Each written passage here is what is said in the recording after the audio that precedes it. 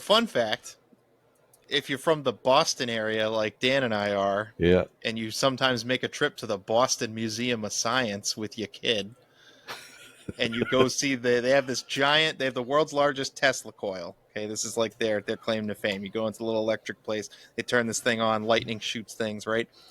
The song that they play before it is Halo 3's One Final Effort. Oh, really? Yeah, that's... I think I know what you're talking about. It's like when you're with Arbiter. Dum dum dum dum dum dum dum. Yep. No, you just went Final Fantasy VII on us. We'll have to play it during the clip.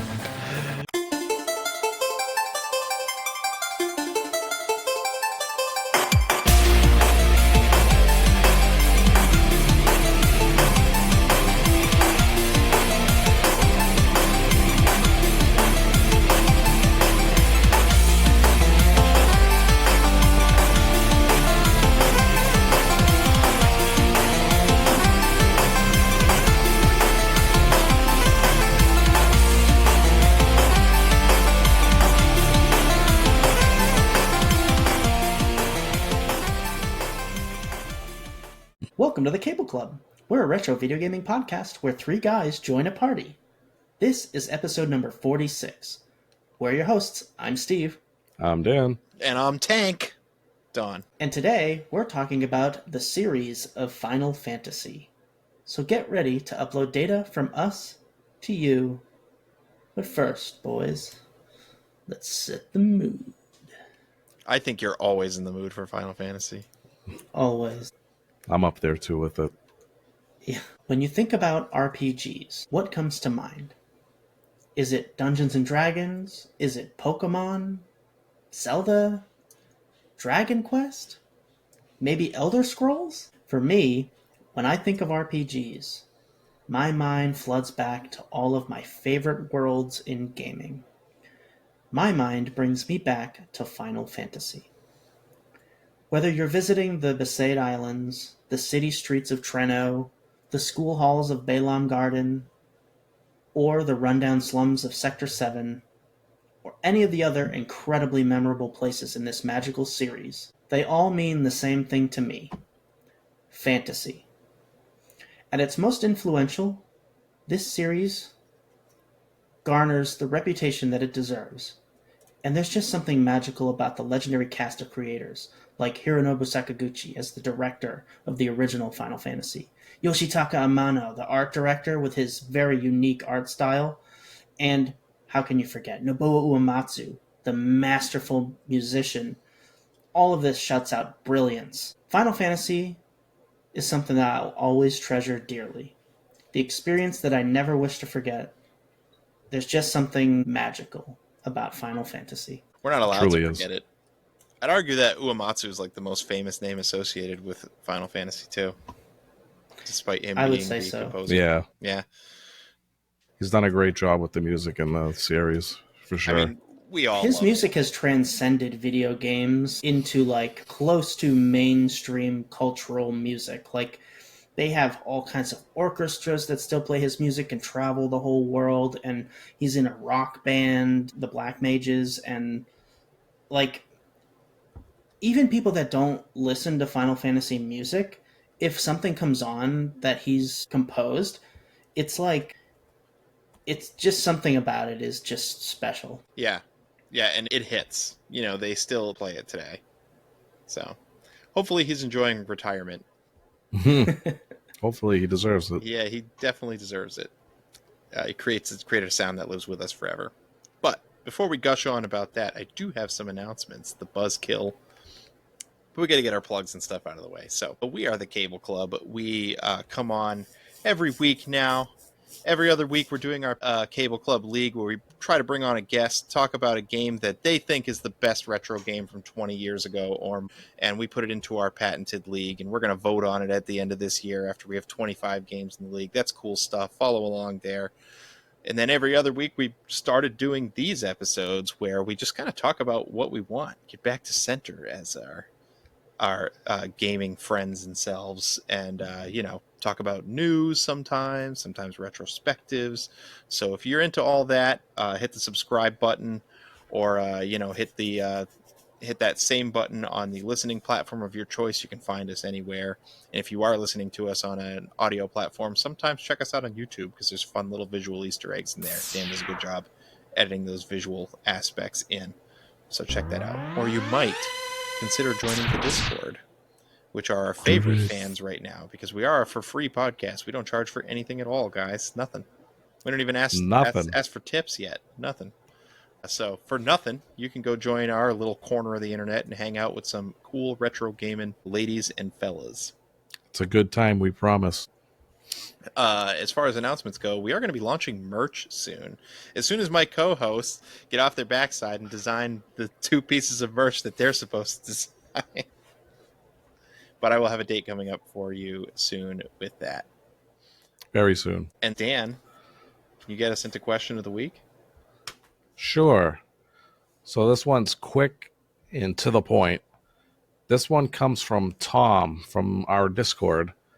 He wrote, "What is your favorite video game song?" Chrono's theme from Chrono Trigger. I'm taking it right now so Dan doesn't screw me over. Oh, wow. That's a good one. I'm not going to lie. I really love that theme. It goes really hard. Even on the SNES cart, it goes hard. You know, that's one of those things where they leaned into the sound chip. But man, as soon as you fire that game up and it's like... Yeah. You're like, oh my god, what is that? That's nice to hear, too, because you just recently played it, too. Yeah, so I just played it last year. The first time. Blown away. It's awesome. It's awesome to hear. I played it on a little 4-inch screen, too, and I was like...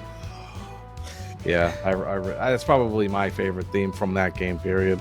It was like one of those things. I watched it and brought it to my wife, and I was like, honey, listen to this. It's so amazing. She doesn't care. She doesn't play video games. But it's just like, I was like, yeah. That's nice, honey. Yeah, it sounds good. Like a toddler showing her my stupid stick drawing. Yeah, we'll put that right on the fridge, honey. What about you, Steve? You got a favorite song out there? So I'm kind of like an audiophile in the way that, like, I love so much music, and it is very difficult to pick. Tell me about it. This is a hard question. I mean, to have like an objective favorite of something with such a big category, it's like, well, I'm not 5 anymore. Like, I appreciate nuance now. Yeah, I'm answering the question because I'm on a podcast, but am I always in the mood to listen to Chrono's theme? No. But if I had to pick one off the top of my head, because I'm going to be honest, I didn't give the question the time it really deserves because the question is asking a lot. Yeah. I would probably just pick something that I know is very nostalgic for me, that gets me kind of pumped up, and that would be the Legend of Zelda, like, main theme. That's a good one too. Yeah, especially like when you're like the NES version or the SNES version, like right before you pick Link, like the save file. It's not that. Yeah, but that one I really like. Yeah, I'm talking about the ones. Oh yeah, like the overworld themes. Yeah. Yeah, that one. Just shouting it as you're playing it. On the bus. Dun, dun, dun, dun, dun, dun, dun. Yeah, that one. That one's really good. I like the main theme from Final Fantasy as well, but that one's not as like pumped up like excitement. That one's more of like you're excited to go on a quest, but not necessarily like ready for action, you know? How about the Doom music? Just pilfered the Slayer music without asking. I don't know. It is so hard to like pick one song as your favorite, and that I don't think I could do it. But you know, like Steve said, if I'm going off the like top of my head, Vampire Killer. It's a good one. It's another one. Yeah. You know, Vampire Killer, Bloody Tears. But no, I think I'm gonna go with Mega Man X vs. Zero from X5. Fated Battle. Yes. Yeah. What was the one from X7 that we all love? It's like Our Blood Boils, the Sigma Battle. Yeah, that's a good one. Sweet. I remember talking about that on the episode. Like, I'm just sitting here fighting Sigma, and I'm going, "This fucking song is good." I was too distracted by how garbage the game was. I had to go look it up at. Yeah. Yeah, I was fighting Sigma, and I was like, the only redeeming part about this game. Listen to this song. Sigma shreds. All right, so I guess I'll go with some community answers. Happiny. He says, song scores specifically for a video game? Saria song from Ocarina of Time. A close second would be the overworld theme. Oh, yeah, Link to the Past, which Steve already said. It's a good one. Yeah, it really is. Saria song, huh? That's an interesting choice. Hey, the Goron Elder really likes it too. Yeah, he does. He really does. I'm a, He's like dancing. I'm a Yeah, like Song of Storms fan because that freaky guy gets going real fast. I Oh just yeah. like when you sing Saria's song, it's like he like stares at you for like 5 seconds and you're like Link's like, oh my god, what did I just do? He's gonna cream me right now. And he just starts dancing. You're like, oh thank God. All right. Going down the list, we have JMO with Open Your Heart from Sonic Adventure is the correct choice. Yeah, Sonic does have some good ones. I think of like Live and Learn and His World and like that. Like after Sonic 2006 disaster, Yeah. the only thing they got right was the soundtrack, and they just like, yeah, I don't know. I'm a Chemical Plant Zone kind of guy. yeah. I guess Sonic's always had good music. I mean, they did have Michael Jackson composing some of the tracks back then, so Yeah. it makes sense. Okay. Tom, he goes, I'm leaning towards Scars of Time from Chrono Cross. Haven't really played Chrono Cross, so I can't really comment on that one. That's like the main theme of Chrono Cross, and that song is awesome. Yeah. There's one song I have, like I said, I haven't played it, but I've listened to some of the songs. There's this one song, I think it's called Radical Dreamers at the end with the acoustic. Yeah. I really love it up until the singing kicks in. And then it gets ruined for me. It's the acoustic with the Japanese woman. Yes. I've tried so hard to find just like without the lyrics or whatnot, the what was it called? Instrumental. Yeah. Yeah.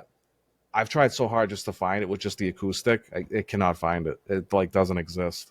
But like the first like 10 seconds of that song is absolutely amazing. Just made me think of If You Still Believe from Legend of Dragoon too, which is the opening song. If you Yeah. let it play, there's lyrics there too. Yeah, It's an excellent song as well. absolutely. I know what song you're talking about. It's a great song. I'll look to see if I can find it All for right, you so after. we got next on the list, Matt. He said, favorite song is too difficult to choose, but lately I've had Lemire from Claire Obscure Expedition 33 stuck in my head. Like I've recently started playing that game and I don't know what theme that is, unfortunately. Maybe it's the main theme. I Good. don't know. Can't comment. Next. I really don't know. Sorry, Matt. All right. Lycianthia. For songs, I would probably go with Live and Learn from Sonic Adventure 2 There he Battle. is. We There he got it. is. We got it. And then he's got another answer here that says, also, the majority of the Secret of Mana OST, I'll catch myself humming random songs from there without realizing it. All right, well, if he listens to this episode, the store theme or whatever from Secret of Mana slaps, and he knows what I'm talking about. The overworld theme, Lycianthia, of I guess it's the GBA remake was sort of Mana, but it was Final Fantasy Adventure originally in the US on the Game Boy. Dude, that overworld theme song on that secret or that Mana game, that one slaps. Chef's Kiss. There's just like some good funky, like I'm thinking of like indie titles too. Thinking like Hades, where they put a ton of work into the not just like the way the music sounds, but like to make it atmospheric too. And the singer, I'm drawing a blank on her name. Hold on, because she deserves to get credit for this. Ashley Barrett is her name, and she's with Supergiant Games as a sound producer. She's been doing games for them for a while, but yeah, she's just fantastic. Awesome. I think she's done like 6 or 7 games for them so far, and they're all very notable for the soundtrack. Just while we're on this subject, Yeah. credit where credit is due.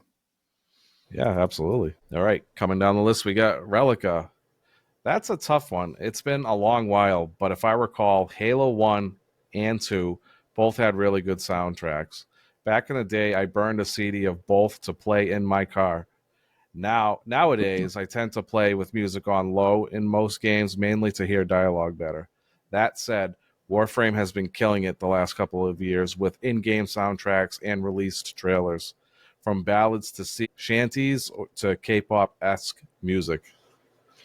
So, fun fact, if you're from the Boston area like Dan and I are, Yeah. and you sometimes make a trip to the Boston Museum of Science with your kid, and you go see they have this giant, they have the world's largest Tesla coil. Okay, this is like their claim to fame. You go into the little electric place, they turn this thing on, lightning shoots things, right?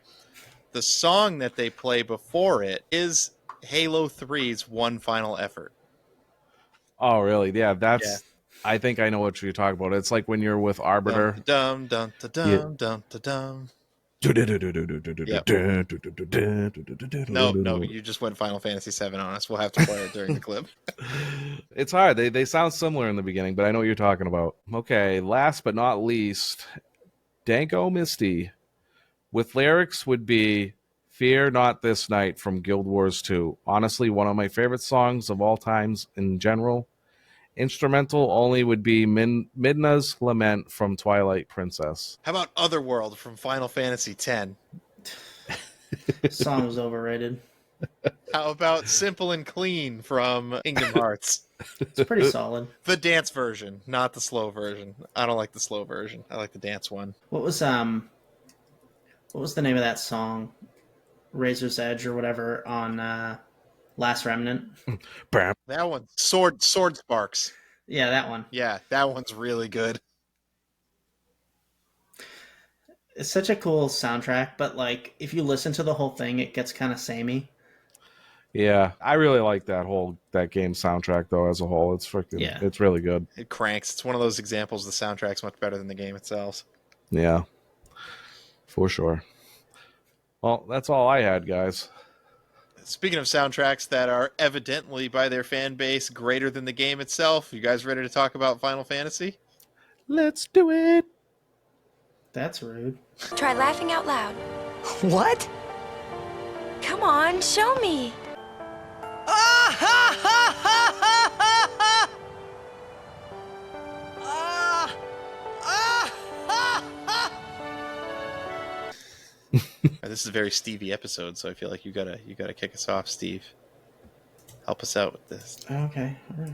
So, if you don't know what Final Fantasy is, Why are you here? yeah, I don't know what it is. I am happy you are listening, but why are you listening? Final Fantasy is a series that was born in Japan from a company called Squaresoft. I got the shirt on here. Not Square Enix. Squaresoft. No, Square Enix manages it now, but Final Fantasy used to be a turn-based RPG system where you would choose different classes, kind of like Dungeons and Dragons, and you would have a party and fight monsters and scour the world and find treasure and save the world. That's kind of like the basic idea of Final Fantasy games. So it's kind of the same in all of them, but the things that happen in the game are a lot different. In Final Fantasy, they're generally long spanned games. You know, anything after, well, even the first one could take, 20 hours. But it's a game where you spend time with the characters and learn the events. And it's mostly a story driven game. And they're called RPGs. And RPGs are for fans that like settings that are way different than the world, and you get to experience in the rich culture and deep systems of selecting options and kind of strategically planning your moves. And it goes with a whole bunch of different fantasy elements usually, or sci-fi, or something otherworldly that you wouldn't have to experience everyday life in. If you go back, far back, we're talking ancient times. We're talking the 80s, right? 86. What was starting to take off in video games and really making them popular, were the stuff that you would see in the arcades, the shmups, the action games, the platformers, right? Games were getting faster, more skill based. It was becoming about beating the games. And there was a subset of games. There aren't many examples really before this, but in 1986, Dragon Quest is really the birth of your modern RPG. And although we're not here to talk about Dragon Quest today, Dragon Quest was made by a company called Enix. Dragon Quest was watched closely by a nerdy little developer in school by the name of Hironobu Sakaguchi, who we would know now to be the father of Final Fantasy. And he was obsessed with video games as a story medium, as opposed to what everyone else was thinking they were. And he was greatly inspired by Dragon Quest, even though Dragon Quest 1 really doesn't have all that much story if you've ever played through it. Very basic. Yeah, it is. But, you know, do you guys know the rumor behind why Final Fantasy is named Final Fantasy? I do. Go ahead. So Squaresoft, excuse me, tried to release some games, and they were really, really not doing very well. And eventually, they decided that they had one last ditch effort to create a game that would be successful and profitable. And they let Hironobu Sakaguchi take the helm on the project, and he named it Final Fantasy because it was their last hurrah for Squaresoft. This was it. It was make or break, and even if it didn't do well enough, he was excited to do it, and he poured his whole heart and all of his effort into it, and so did everybody at Squaresoft. And it ended up coming out and becoming a smash hit in Japan, and it single-handedly saved Squaresoft in its infancy as we know it today. So this is the popularized story behind it.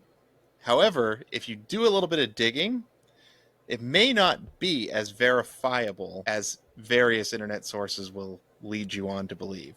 Another rumor that I heard was that Squaresoft was also interested in producing action games. At the time, some of its earliest titles were things like, you know, more action-y type things like shmup genre. There's King's Knight, which is a scrolling video game, but they really didn't have a claim to fame for their studio.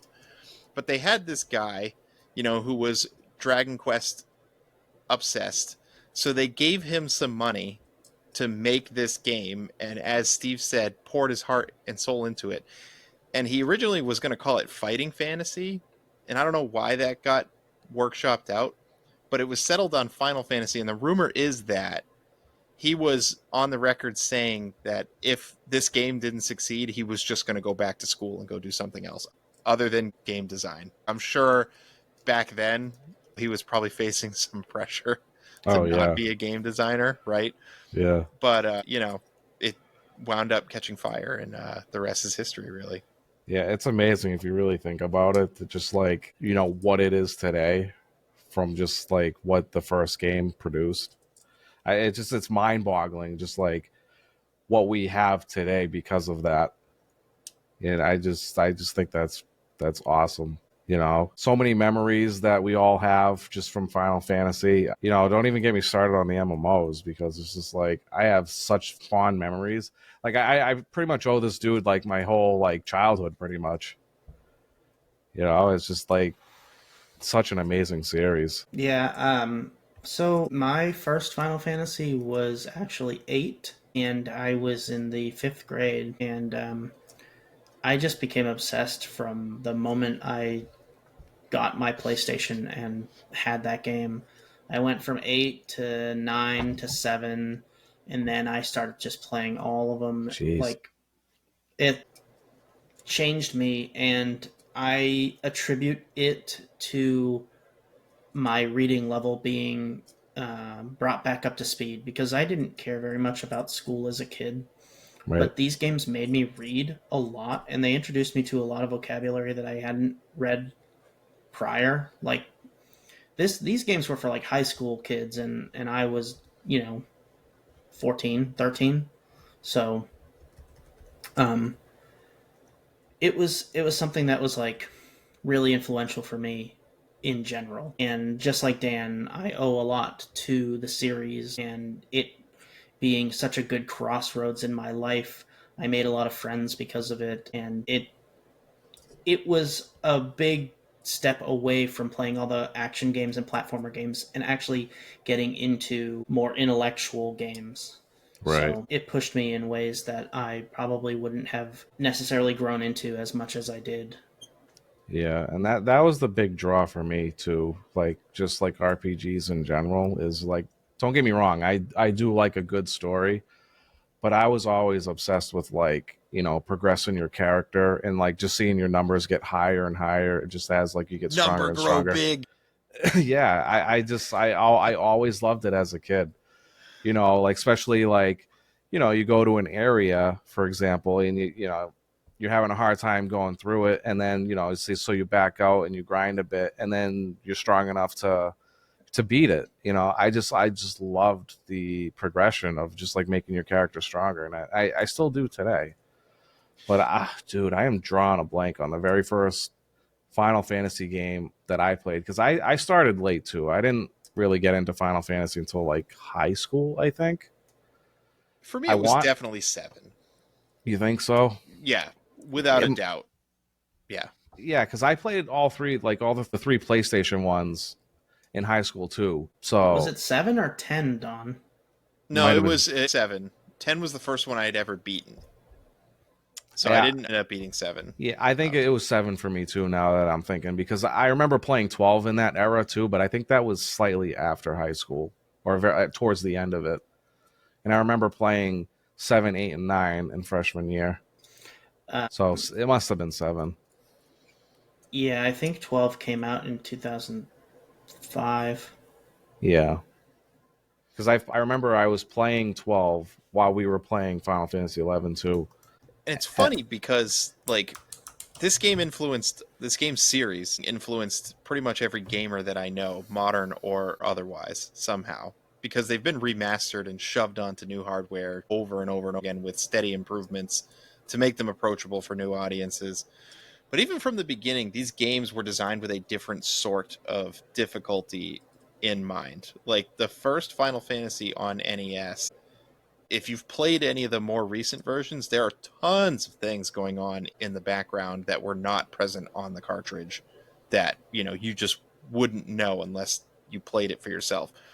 For instance, that original NES cartridge didn't tell you what any of the equipment or spells did. Like, you had to have the manual. So already right off the bat, if you were a fan of this series back in the day, it was one of those manual games, and you had to do a fair bit of reading and prep work to sit down for your Final Fantasy play session, you know? Well, it's no And different than sitting down and planning your characters in D&D and Yeah. Dungeon Master exactly. planning all of the adventures that you're going to go on and, all the ins and outs of role-playing games. And that was the nature of that first game. That's why none of the characters really talk. That's why you pick the jobs at the beginning. They're just these silent protagonists, and that was the idea, that you had to do this prep work, and it was supposed to be It's very D&D-esque. yeah. Yep, it's D&D without the friend. Yeah. Yeah, and, it avoids the licensing. Yeah. Yeah, I almost thought like that's where it took inspiration from. It might have been a little bit, but I didn't know it mainly took it from Dragon Warrior. Oh, well, I think Dragon Warrior was an influence, and when Dragon Warrior launched, it didn't do very well at first because of that action game trend. It was doing well overseas, but didn't do well here. And it started to climb up, and I think that's when they started to realize that Final Fantasy could potentially sell well, and it ended up doing so. So Final Fantasy, it did well in Japan, definitely did well. But I think the biggest influence that Final Fantasy has in general, out of everything, you can look at the music, the art direction, the gameplay mechanics, the storytelling. You can look at all of that. But I think the biggest influence Final Fantasy had, period, is bringing JRPGs into the spotlight in the West. It exploded because people didn't buy Dragon Warrior here. But Mm-mm. Final Fantasy was fairly popular. But when they released Final Fantasy II in America, which was Final Fantasy IV, that's when everything started to take off. And everybody that had a Super Nintendo was like, wow, what is this? I want more of this. And, I don't think that. So Dragon Warrior 1 through 4 was on the NES, and I don't know if they all came over or not. Probably. I'm not sure. I don't. I'm not sure if they did, to be honest with Dragon you. Warrior 2 and 3 definitely did come over to the States. Yep. Yeah, Dragon I Warrior do 3 is both on the NES and the Game in the Boy Game Color. Boy. Yeah, Yeah. But Final Fantasy IV was like the big start of the explosion of everybody wanting JRPGs in America. Like it, and everything just took off from there. I think what's remarkable about the series is how they managed to build off the shoulders of itself every single time. And even for the parts of it that I really wasn't following it for, none of us were, because Final Fantasy 1 was on the NES, and then as Steve said, we didn't see it again until the Super Nintendo era, right? But over in Japan they had 2 and 3. And even 2, I know it's not liked by the internet and content creators, but it was very ambitious, yeah, especially compared to the first one. Like the story suddenly mattered a lot and was front and center, and it had plot twists, it had death, it dealt with heavy, themes like war and loss, and even the leveling system was something else entirely. You didn't gain levels, you gained experience and got stronger based on what your characters did. If you constantly casted magic, your character would grow in those ways. Magic would deal more damage, get more powerful, you'd get more MP. If you had a character that just swung his sword all the time, he would start to hit harder and, deal more damage, right? And if you got hit by enemies a lot, you would start to build more defense and evasion and gain more HP. That game had rows too, Yeah, oh yeah, and yeah. and so you and, could and put enemies, characters in the yeah. front row to get hit more often, and put mage characters in the back row so that they take less damage and get attacked less often. But also front row enemies guard back row enemies in that game, so you can't actually hit the back row enemies unless you're using magic or some kind of a ranged weapon until you beat the front row enemies. So it added a strategic element to the combat, whereas the first game has strategy for sure, but its bosses are more just bigger, tougher, badder, normal enemies. But they kind of were experimenting with it. And then 3, they built out a whole job system, right? So I feel like that's kind of a page out of the second game's book where like your character can be anything. And then they had these 4 characters in the third game. And again, this is still on Nintendo Entertainment System, just over in Japan. So it would have been Famicom. But there were like 20 classes in that game? Yeah, I felt like it was a build off of the first game, right? Because you had like your job classes back and whatnot. Yeah, it was almost a mix in between, because Yeah, if you mastered something in that game, you could like use it on other classes. So it incentivized heavy grinding and unlocking everything, and then mixing your classes. And then you had like the one class. Don't Freelancer, remember what it's called. Onion Knight? Onion Onion Knight. Knight or Freelancer. Yeah, Yeah, and you could just like put everything that's busted on the one character. wasn't that class like garbage until you got it in like the 90s, and then it started Yeah. getting absurd like level up stats. I don't know about the original game because this game never hit the States until 2001. Actually, I think it was later than that. Yeah, it was like 2004 or 5 when it was released on the Something like DS that. as like a 3D remake, like complete remake. So the systems were all different. But the other thing that changed in Final Fantasy 3 was that they had a second overworld. Like after you Yeah. beat those Yeah. four crystals, there was that second overworld, and that kind of became a mainstay of the series after that, right? Yeah, And then Steve mentioned Final Fantasy 2 in the States, or 4. And they really flesh out characters and storylines and everything, right? Yeah, that's when like individual character stories all started becoming more like engaging, and you had like a rotating list of characters where they all had their own stuff. yeah, You had betrayal with your best friend Kane, and you had like the love interest Rosa, and you find out that your main character is from the moon and he's like an alien, but he's a good guy, and his brother, who's a bad guy the whole time, is actually being brainwashed by the main villain. There were so many twists and turns and character development, and it was such an ambitious game that everybody was clamoring to get more. But then right. they didn't release 5 in the United States. And also, 4 was the first time the very famous ATB system was used. Right. Even though it was not visible in that game, like you didn't see the bar filling up on the original SNES cartridge, you would just hit the attack, and whenever your guy went, they went. But in the background was the modern day ATB system that, well, I say modern, world, but the ATB system that you might associate with later games like Final Fantasy 6 and 7 and 8 and 9. and 9, yeah, where you can actually see the bar building up, right? And now there's Right. modern versions of the ATB bar in other games too. They still use the term ATB a lot. But that was a way to make the combat more engaging, because the third game brought about the auto-targeting. So in Final Fantasy 1 and 2, the original games, because they were turn-based, you dished out your orders to your 4 guys first. And then if you all attacked the same enemy and that enemy died on the first attack, your other 3 guys would not switch targets. So that added a strategic element where you had to try to avoid overkill, basically. Womp Right. womp. And then they got rid of that in 3, but what ended up happening was the battles just became hit attack over and over again, right? And then that wasn't as fun. So ATB was a way to try to put your feet to the fire a little bit, and you had to quickly, dig through your giant list of items to find the Phoenix Downs before the boss bulldozed your last guy over. If you select active, you could select Yeah, you wait. could always change it in the menu. Could you change it in the original too? In 4? Yeah. Yeah, I'm pretty sure. Yeah, I think so. Wow. I kind of Also, want to. 4 was the... Sorry. It's okay. 4 was the first game where you could play multiplayer. You could I select vaguely controller 2 and controller 1 and I vaguely control remember different that. characters. Yeah. Nobody plays multiplayer Final Fantasy. Get out of What? here. I did. When you have a little brother that likes Final Fantasy, you play multiplayer. I had no such thing. I did.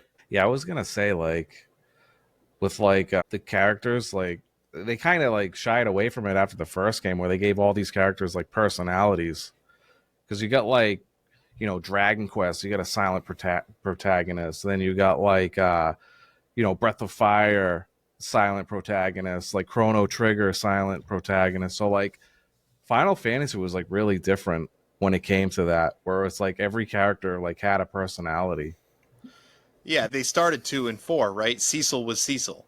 He wasn't you and quiet, and you weren't using your imagination anymore. The game went from that to being a stage play. Yeah, well, I don't really know about the NES of 2 and 3. I don't know if they were just no-name characters, but they gave them names in remakes and stuff, and they had their own story and text in and all 2, that. yeah, you had... I only remember Furion. He's the main character. I think 3 they kind of went back on that, but the 3DS one or the DS one, they actually had names, and they all talked, and they had all personalities. Well, you got to remember that was much later. Yeah, and that game is vastly different. So they Right. already what knew Dan is by saying that is he's point. not sure if the original version was like that or not. Yeah, Yeah. I know it was not, just from doing some research. Yeah. So the characters still had default names, but you could name them, but they didn't have dialogue. And the same is true of 2, except Guy famously has one line in the second NES cartridge, which is "I speak beaver," or something like that. He's talking to these beaver monsters, and he can talk to them. God. So for me, I played Dawn of Souls, so I played the second one on GBA, and I wasn't sure the differences. And then I played 3 on the 3DS, or 2DS, or not those, the DS. So I didn't know the differences on the NES version versus the remade ones. It's peerless, really. When you look at what they managed to accomplish on that hardware versus what everybody else was doing, it was, having a second overworld in an NES game is just absolutely insane.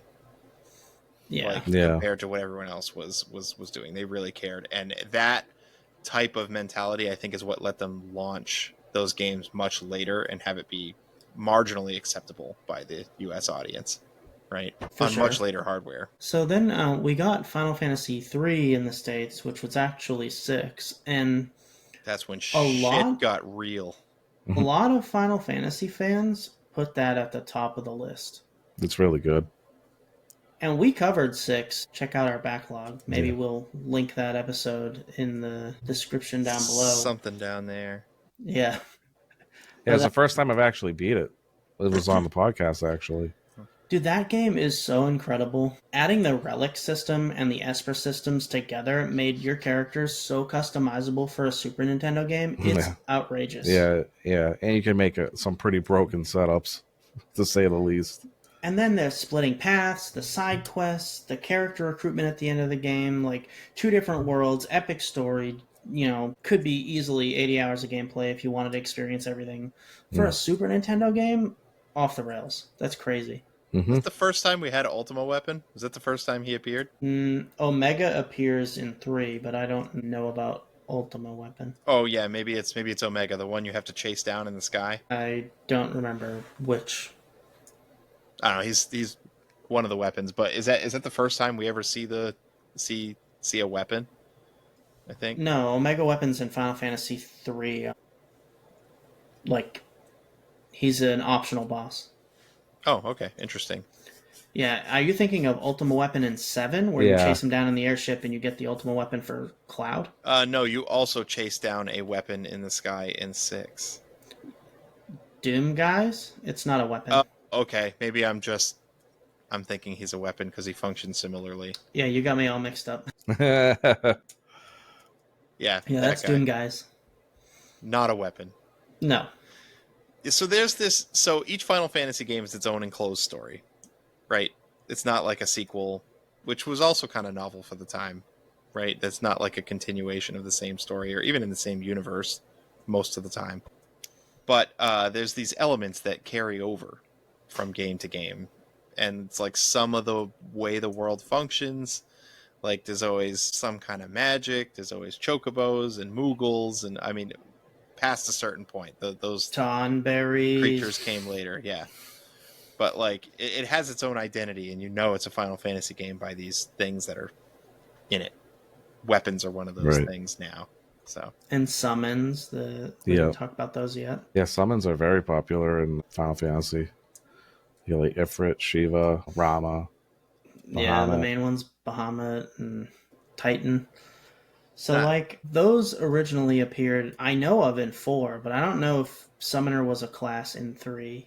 I don't know if it was in the original or not. I know there was a class called Devout, but I don't know what that class does. But basically, Summoners, what they do is they spend a lot of MP to do AoE attacks, area of effect, like hit all enemies with elemental magic damage. It's typically powerful, too. Yeah, and, they take extra time on the ATB to cast, but, big boom, lots of damage. But some of them give you beneficial effects, like, you get Shell, which is, magic resistance, or you Protect, which is physical resistance, or Reflect, which bounces magic spells off of you. So my personal favorite. Yeah. So, they eventually started to do multiple things to make the summoner more versatile and useful, which is really cool. That's one thing that I like about Final Fantasy a lot, is they do a really good job of making classes multi-purposefully useful. And like, how many damage dealing classes do you need? Right.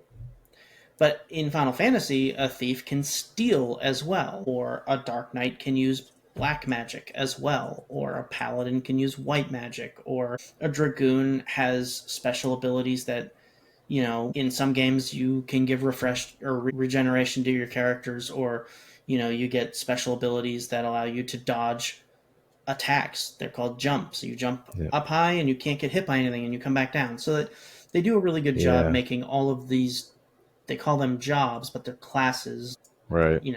Like for D&D. Like Blue Mage different. Is so unique. Like being able to take, spells from like enemies that you fight and just use them against them. Like, I don't know. Like whoever thought of Blue Mage back in the day, like my hat's off to him. They've gone like bonkers with the class system. There's like, there's Black Mage with, you would associate like the damaging magic with. White Mage the arcane is healing magic, right? Then there's Blue Mage, which is like copying enemy abilities. There's Time Mages. There's, aren't there like other color mages too? I know in some Red games Mage. there's Red like Mage, one of my favorites. Green magic.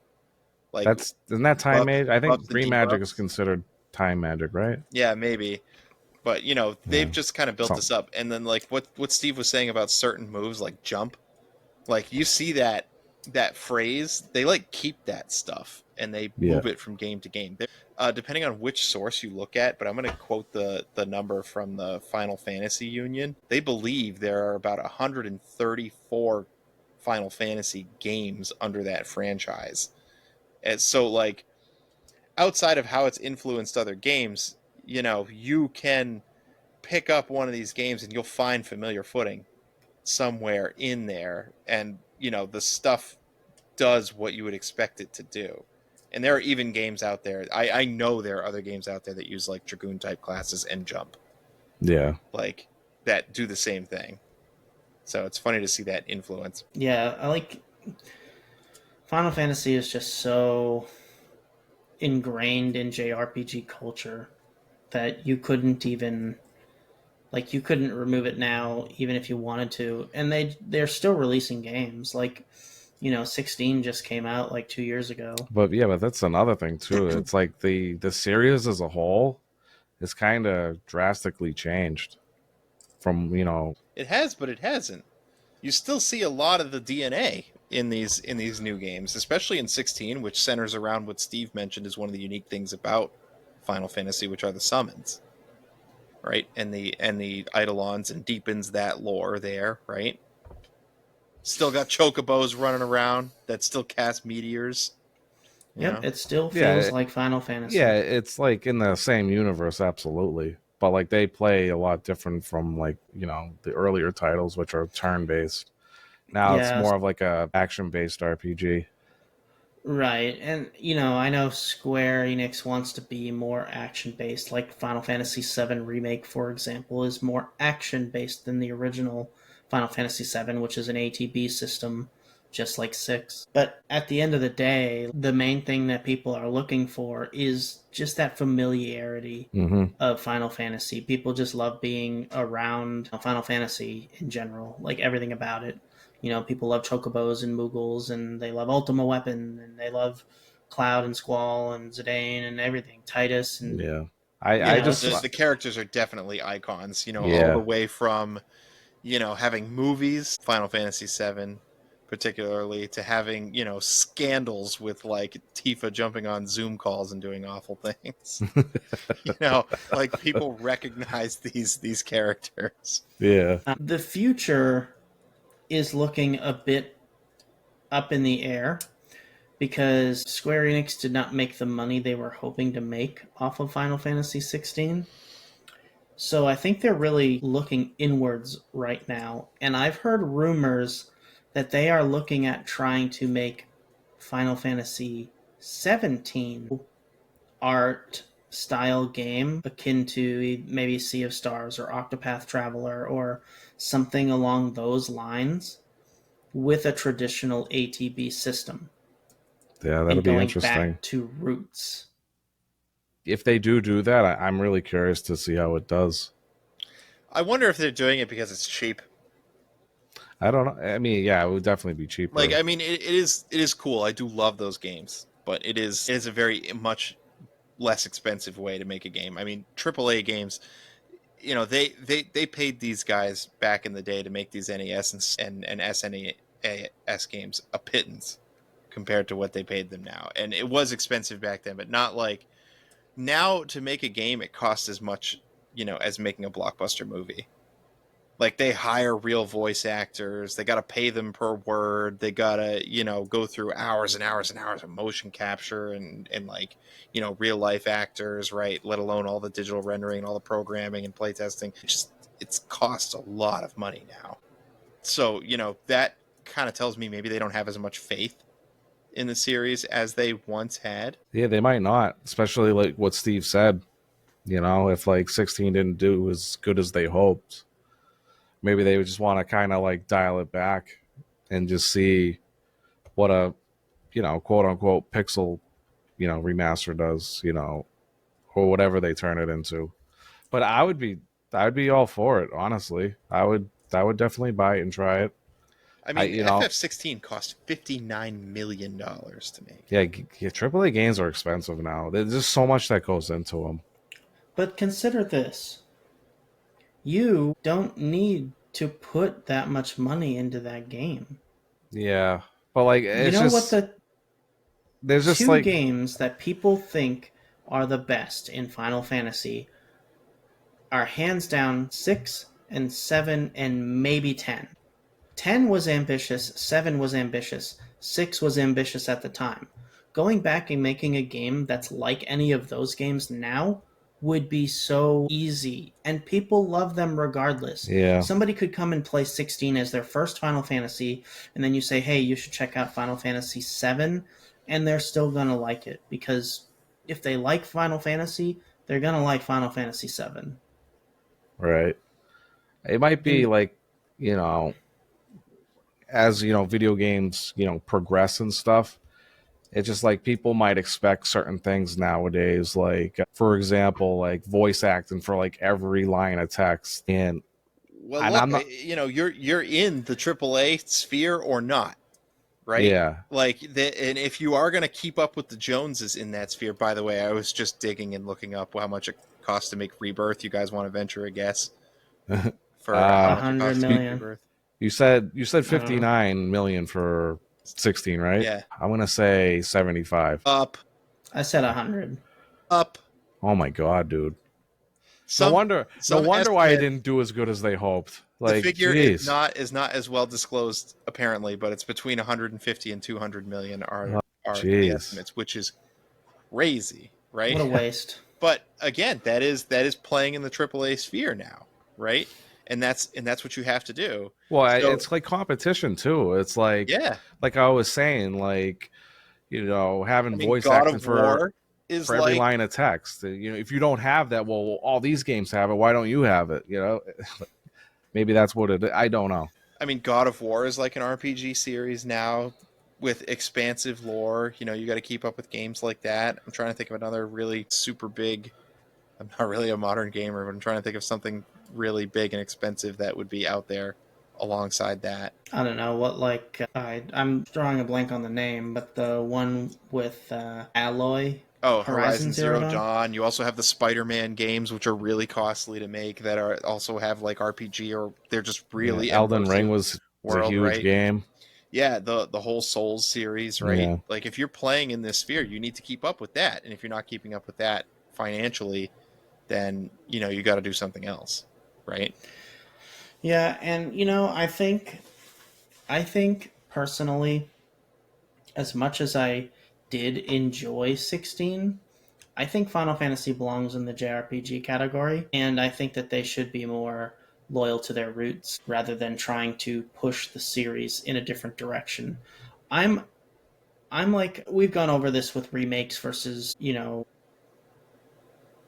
Remasters. remasters. I think if you have an IP that fits in a category, you should leave that IP mostly in that category aside from spin-off games. If you're going to release a mainline game on a series, it should be faithful to that series. I love Final Fantasy 11. I love Final Fantasy 14. I wish they were Final Fantasy games, RPG games, not MMORPG yeah. games. Honestly, in my opinion, they shouldn't be numbered. Both of them. Right.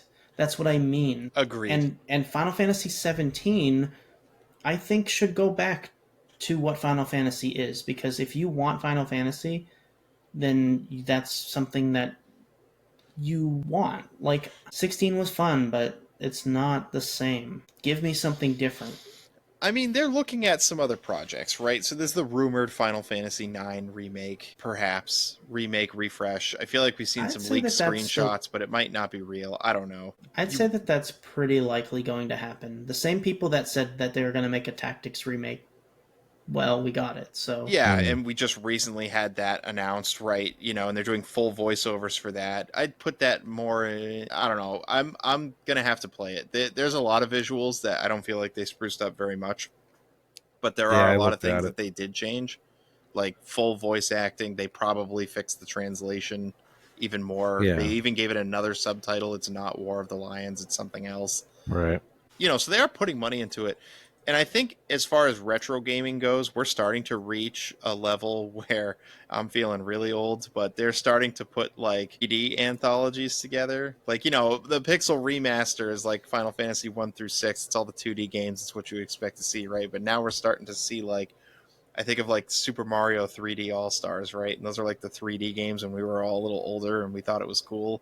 Now they're putting those all together in one retro cartridge, right?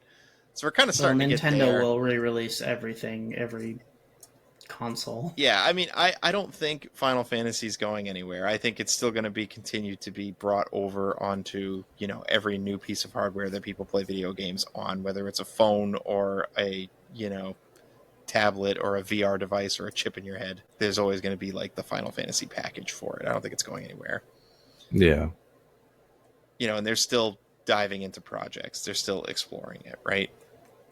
Right. Well, they kind of with the Bravely Default series, they kind of threw us a bone with that series, I guess. I feel really liked the old school job system and turn-based combat. It's very Final Fantasy 3, But but it has a lot more story. I feel like it was the opposite. I felt like Bravely Default should have been the action RPG spin-offs. And then you could have kept the numbered series, the That's turn-based. exactly what I wished had happened. But I am interested if they do 17, they go back to their roots. I don't know. Maybe it will be a breath of fresh air. Maybe they can alternate every, 3 games or so. They do turn based, and then the next 3 games would be action RPGs. I don't know. Well, they have this. Correct me if I'm wrong, but isn't that new game Claire Obscure Expedition 33? Isn't that a turn-based RPG? Yeah. So it's Legend of Dragoon and Paper Mario mixed into one. And I feel honestly, Final Fantasy could take a lot out of that game and, I think Who is incorporate it the into their own. publisher? somewhere along the lines, and I think it was earlier than you think, but the ATB system was said to be designed because the devs over at, or maybe it was the execs over at Square at the time, decided that turn-based games were boring and that people wanted action. So I don't think that mentality ever changed, right? Which is why we saw the later games start to get more actiony. But I think there's new games out, and I'm using that Claire Obscure game as an example, that are showing you there's still a place for turn-based RPGs.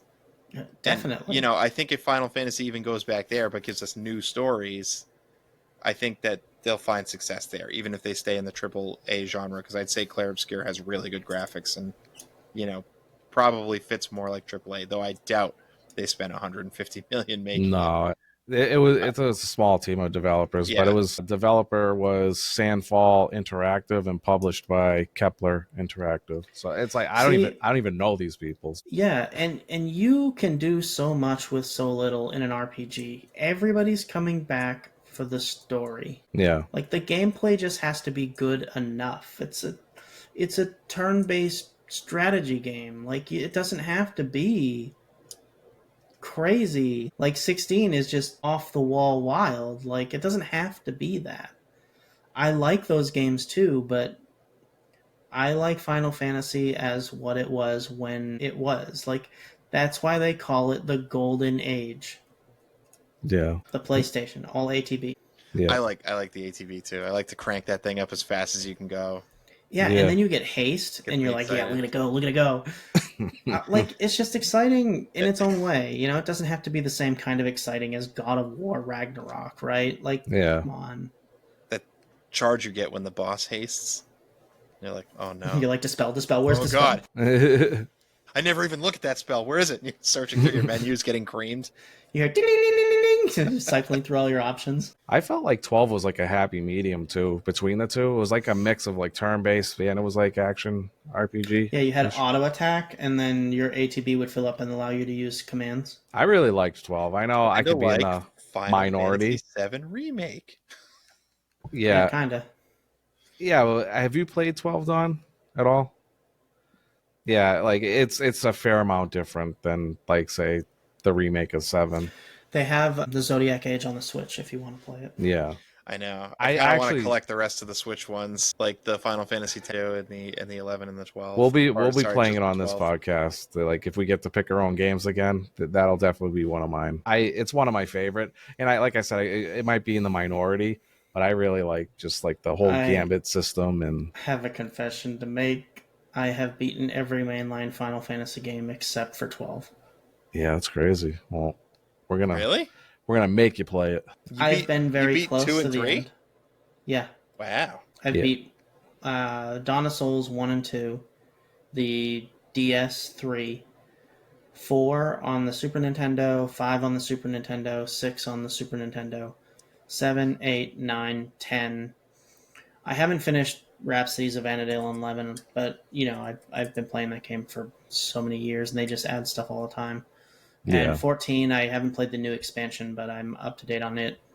13, I beat. 15 and 16, I beat, but I have not beat 12. Mhm. Now you liked 15 though, and doesn't 15 have a different combat system? It's okay. It's I definitely don't like the lackluster. combat in 15, Yeah. but I mean, there were a lot of redeeming qualities of the game. other than that, you seem to play as like a punk band. Yeah. Like Yeah. the rest of it looks okay, I guess. I think Yeah. it was like the expansive world, and like it was kind of new territory. Like you have to consider that the last one before that was 13, which Yeah. is just a hallway. Right. 15 was like open. So Yeah. like you felt more free. What I liked about 15 was like, and for some reason they like stopped doing this at like later parts of the game, but like you would go into like a new cave or something, and like there would always be like scripted like party banter. Be like, "Whoa, did you guys hear that? What's that noise?" It was all scripted, and it just the world felt so alive. But like the like later half of the game that stopped. Like you would go into a cave later in the game, and there was like no party banter. Yeah, because later in the game, like storyline wise, like Ignis has gone blind, and like you're kind of at ends with Gladiolus or whatever his name is, like, and you're all really wary of Prompto because he could be like a sleeper agent. Like it was for the atmosphere. You're not as close buddies at that point. I just thought they got lazy. But maybe you're right. It could be, but yeah, You just get I sick of thought it was exploring good. caves. You got nothing else to say. You're Yeah. like, a four-way married couple. You're just tired of it. Yeah, but like it wasn't even just about like the cave. Like sometimes they would like joke around with each other. They'd be like, "Remember the time?" Blah blah blah. Like, Yeah. it was good stuff. I was like, "Wow, if the whole game's like that, this is gonna be awesome." And it just no, it didn't do it. Just came up with an in-game story reason to run out of money. That's all. Yeah, that game gets real dark at the second half of the game. Yeah, it does. It sounds like it. Somebody's blind. Somebody's some kind of brainwashed sleeper agent. Mom and dad are fighting. So, Yeah. The series, man. There it is. I mean, there's so much more that we could talk about, but in the interest of time, I hope that anybody listening kind of gets the idea, of what Final Fantasy kind of means to us. And, it's going to leave an everlasting impression on me for the rest of my life. Right. Hopefully, that's another 50 years, I would say most of them are worth playing too. Even 13, even though that's considered like not that great, the story is pretty decent, at least. We also did an episode on Final Fantasy 11. We'll link that one down below, too. Check out the backlog. Well, I think, until we play another Final Fantasy game, that's really what I have to say. Yeah. Yeah, I could drone on forever. Same. Like, we didn't even talk about my favorite 9, and, it's just, there's too much Yeah, to get in one episode. Or even like the getting the nitty gritty into the MMOs too. Like, yeah, you could almost just make a series out of this whole thing. Yeah, a miniseries, the Cable Club Talks Final Fantasy. I mean, there are whole channels out there. There's that Final Fantasy Union group that runs a channel that's just talking for years and years and years about Final Fantasy games that have been out longer than their channel has existed. They publish books, they write blog posts. Like, it's just Final Fantasy content all the time. I listened to a guy, I'll link the video in the show notes too, because I can't remember him. He's a 5-hour retrospective on all the Final Fantasy video games up until, like, I think the video was published in 2023 or something like that. Like, that's some dedication, man. Yes. So yes, we could just run an entire Final Fantasy podcast and never talk about anything else except every week something new that we think is new about Final Fantasy. So at this point, I do like to say thank you to our listeners for tuning in every week with us. We really appreciate it. Helps us keep going. Particular thanks to the Discord folks, because I like hanging out with them every single week. We have some communities going on over there, like Pokemon TCG Pockets got me bad these days. We hang over there and talk trash and stuff. We got a small Magic the Gathering group and a Slay the Spire group, which is a little quiet right now because we're all waiting for the second game. Yeah. But I'll yeah, be joining you guys when that comes out. consider joining the wait. Discord. It's a good time. We play games together too. And if you like what you've heard, go ahead and hit the subscribe button on the podcast listening platform of your choice. And our theme music is produced by Cubby, who has a Bandcamp, which will be linked in the description below. If you are interested in throwing him a bone, I don't know if he's active or not. He unknowingly produced our music. So if you're out there listening, Cubby, thank you so much. Our theme music is rad. And as far as the show goes, the graphic design and the editing is all done by us, the team here. We're a self-produced podcast, so Dan does the editing. He's pretty awesome. So yeah. Join us next time. We're going to be talking about X-Wing versus TIE Fighter with our next guest in the Retro Gaming League. Interesting. I don't think I've ever heard of that That's game. a flight sim published in Perfect. 1997. We haven't had a flight sim, I don't think, yet. Listen, Star Wars games, licensed games are trash. You can make that blanket statement as a whole. Star Wars games, however, have always treated their fan base very well, with the very few exception. And I tend to think Pod Racer isn't as bad as we all remember it.